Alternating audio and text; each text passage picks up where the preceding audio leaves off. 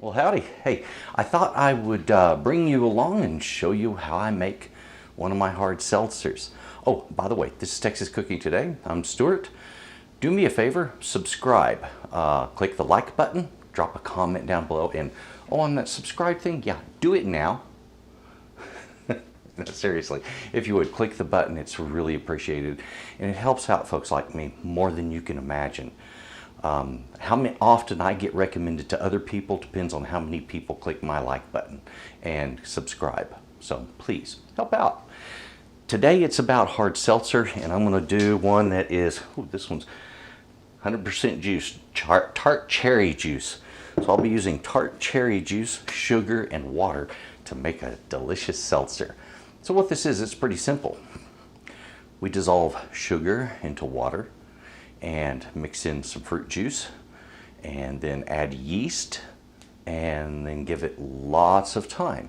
It takes several weeks. When it's done, I'll end up with a seltzer that's somewhere between 9.5% to 10% alcohol by volume. So they're pretty strong. I don't have to do a lot of drinking to feel like I've been doing some drinking. And that's sort of the whole idea. I don't like to go to the bathroom a whole lot if I decide to have a beverage. Okay, I would rather sip lightly and enjoy rather than chugging heavily and going to the bathroom a lot. So I design my beverages so I don't have to do that.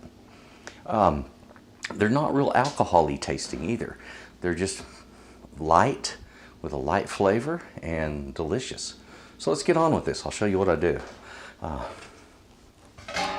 One big pan, one bucket for water, and some hot water.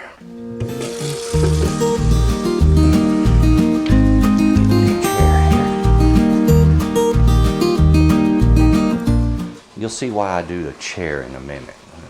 It's helpful.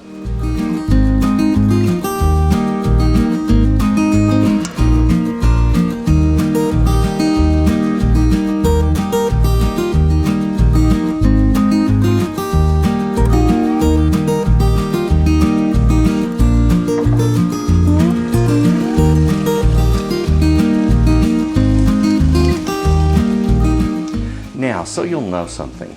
A lot of people think, oh, well, let's use like distilled water or filtered or purified water. Don't do that when you're brewing, folks. You need the hard water deposits in there. They're going to get pulled down along into the trough. So you're not going to have a hard product when it's done, but having the mineral already in the water is very helpful. Otherwise, you're going to have to go out and purchase minerals to put in your water, maybe some calcium or lime or whatever to create that mineral in the water effect. Well, if you've already got it, why go filter it out and then go buy it? That doesn't make any sense. So do it like this.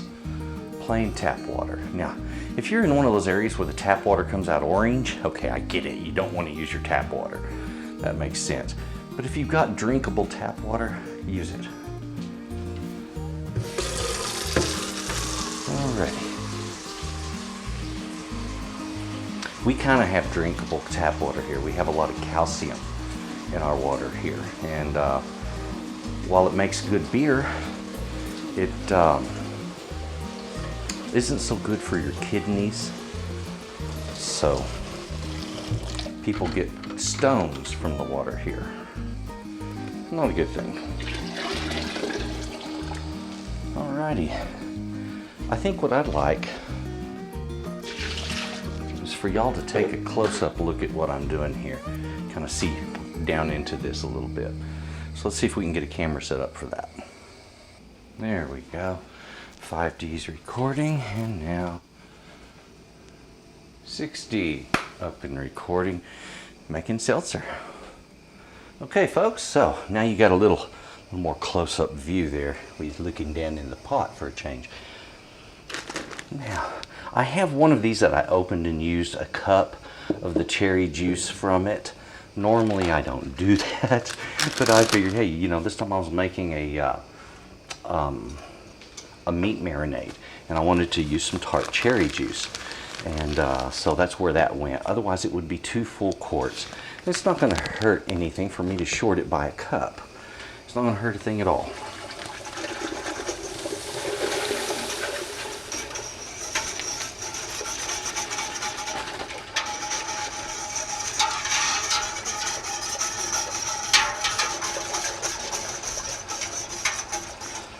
Now, FYI, this is 6 pounds of plain Jane table sugar. This is cane sugar, and it doesn't matter if it's cane sugar or beet sugar, they both work the same.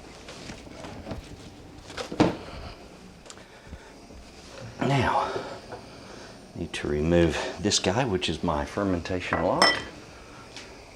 Get my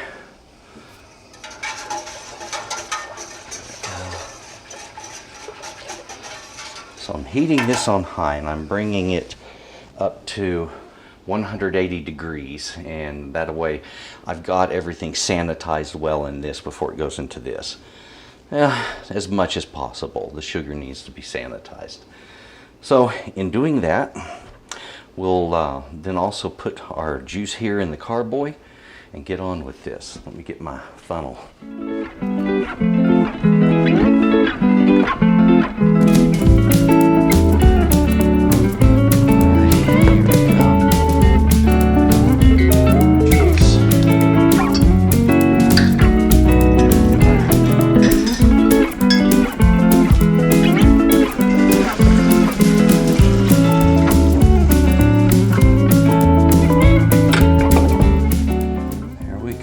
Now, I want to add some cold water to this.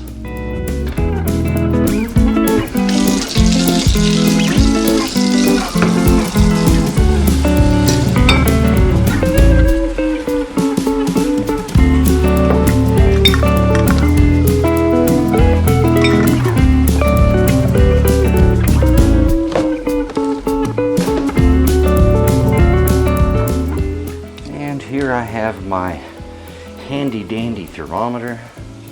Let's see what temperature we're at here. We're around 150 degrees. That's nice, but it's not as hot as I need.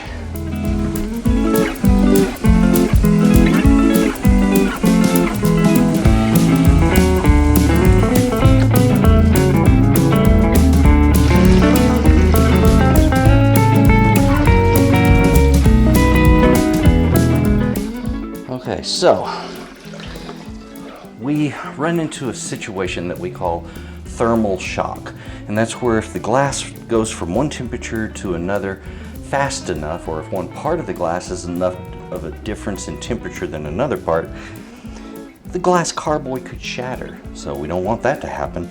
I put a little extra cold water in with my juice. I'll have another bucket of cold water ready to pour in this, and that way it'll cool it down a little bit before we dump it in the carboy.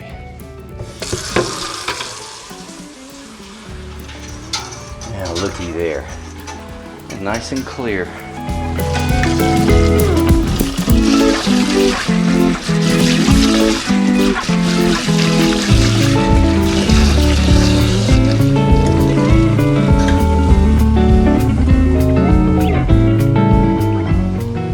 Now this little guy here is a fermentation lock, and what this does is it keeps air from getting down in the carboy while allowing the carbon dioxide to escape. It's just a water lock essentially, air lock.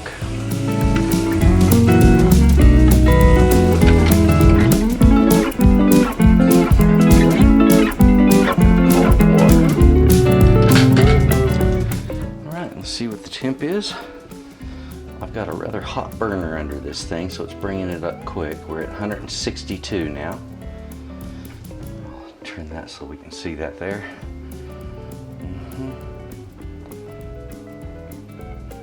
60. All right.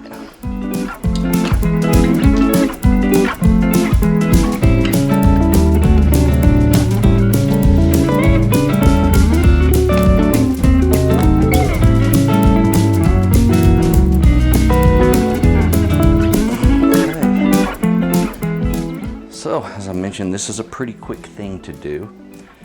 It doesn't take me long to make my seltzer.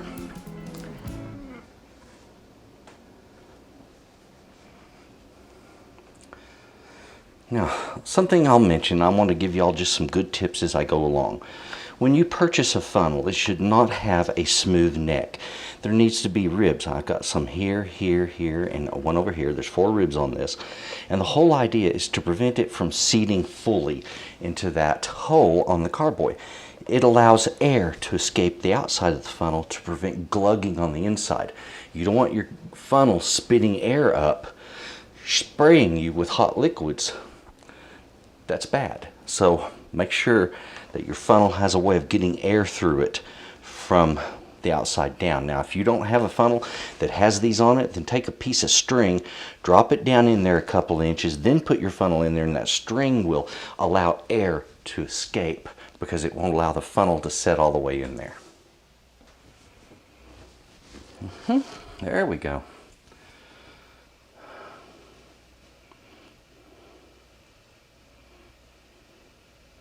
Alright, it's going to be a few minutes. I'm just going to put the cameras on pause until then, and then we'll get busy filling up our carboy. 183 degrees.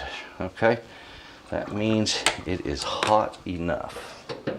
Alright, so what do I do to pull down that temperature on that? Simple enough. Just add a little cold water to it. If you would, pardon my coffee maker. It's a burping and gurgling.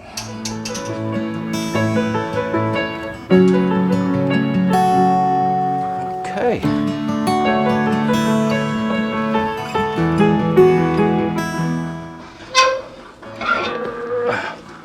Oh boy, that's a little bit heavy.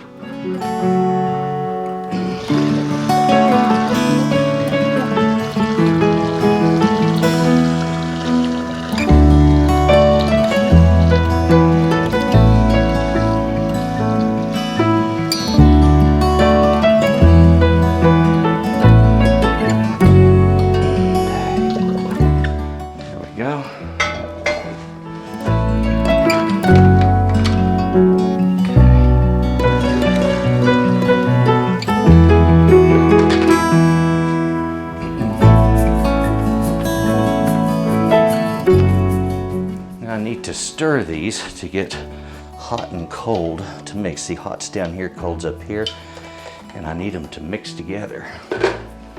If you use a stirring paddle, put the small end in, it'll fit through the carboy hole.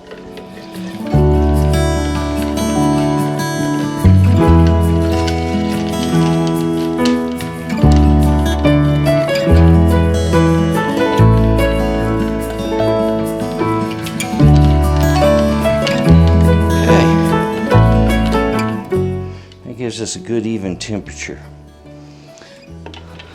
and that'll happen as that heavy sugar, that sugar water is heavier, so it'll go straight to the bottom and it'll sit down there. So you have to make sure that gets stirred up really well, and it'll even out that temperature and make it all work for you. So this goes in its place. I'll fill up the rest to this line with hot water, cold water. And then we're going to add some yeast to this and get it started fermenting.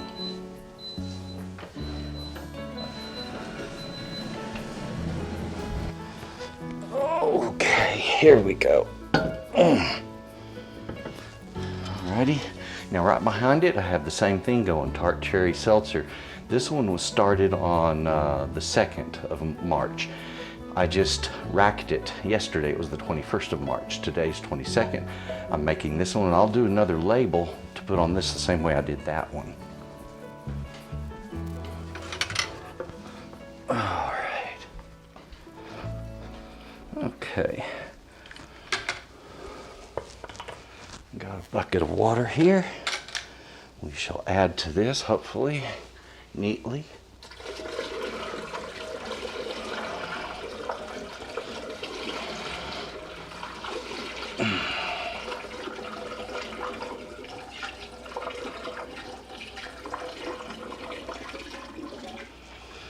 Looks like I need a couple more cups. A little more cold water. There we go. Just enough to get it above that line. Now, I'm going to stir it again.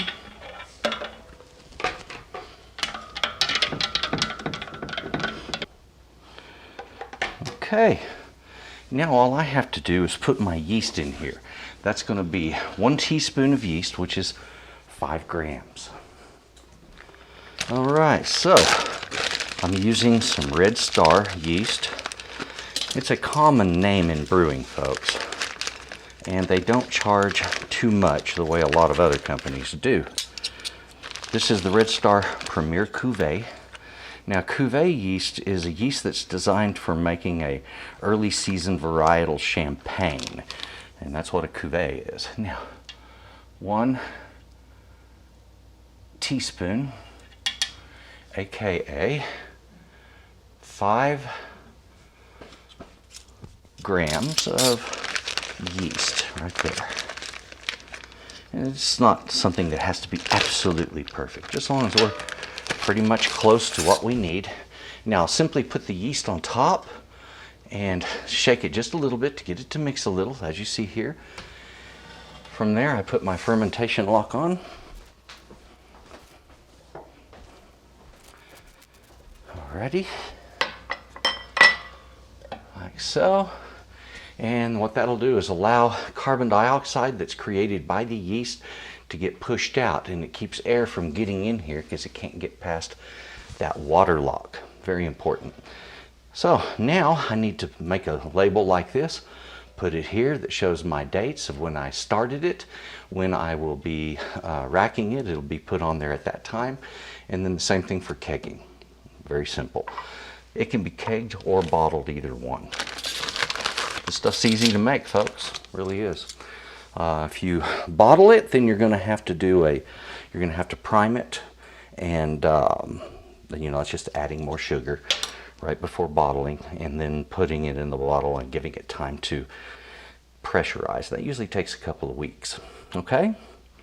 If you do it in a keg, well, you're putting pressure against it immediately, so it takes it a few days to pressurize and to get nice and fizzy. That's that. That's how you make seltzer. All right.